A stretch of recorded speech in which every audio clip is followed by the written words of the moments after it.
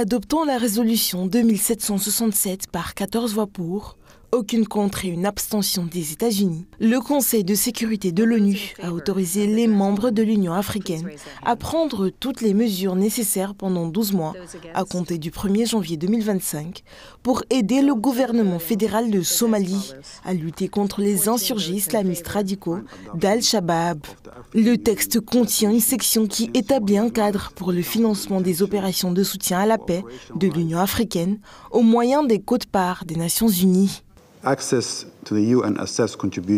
L'accès aux contributions évaluées de l'ONU à hauteur de 75% peut servir de financement adéquat, prévisible et durable à la mission d'appui et de stabilisation de l'Union africaine en Somalie, ainsi que renforcer de manière significative la capacité à faire face aux défis sécuritaires posés par Al-Shabaab. Le Conseil s'est également félicité des progrès accomplis jusqu'à présent par la Somalie pour assumer progressivement une plus grande responsabilité en matière de sécurité nationale. Les États membres de l'Union africaine ont été autorisés à continuer de déployer jusqu'à 12 626 personnes en uniforme,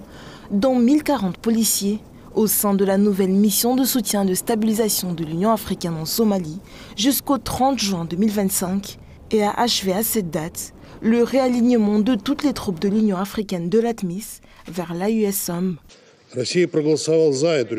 La Russie a voté pour cette résolution car nous sommes convaincus que la présence des soldats africains de maintien de la paix en Somalie est toujours prisée. Ils ont l'expérience nécessaire dans la lutte armée contre Al-Shabaab et s'engagent à respecter les normes internationales en termes de respect des droits de l'homme ainsi que des normes du droit humanitaire international dans la conduite de leurs opérations. Nous considérons entre autres que le système panafricain de commandement et de contrôle a confirmé son efficacité. Nous trouvons nécessaire de ne pas relâcher nos efforts visant à stabiliser la situation politique en Somalie. Le gouvernement fédéral et les États fédéraux doivent continuer à régler leurs différends afin d'établir une voie commune de renforcement de l'intégrité territoriale et de la cohésion de leur pays en dépit des inconvénients de la période électorale. La communauté internationale doit soutenir ces efforts. Parallèlement, la Russie a condamné la réticence de certains membres à financer les troupes africaines de maintien de la paix en Somalie et à prendre de nouveaux engagements financiers, même dans le cadre du mécanisme de partenariat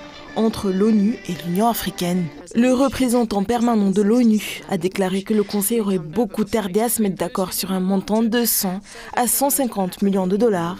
alors que le financement occidental pour l'Ukraine, entre février 2022 et le début de cette année, a atteint un montant estimé à 238,5 milliards de dollars. Certes, l'Afrique n'a jamais été une priorité géostratégique pour l'Occident.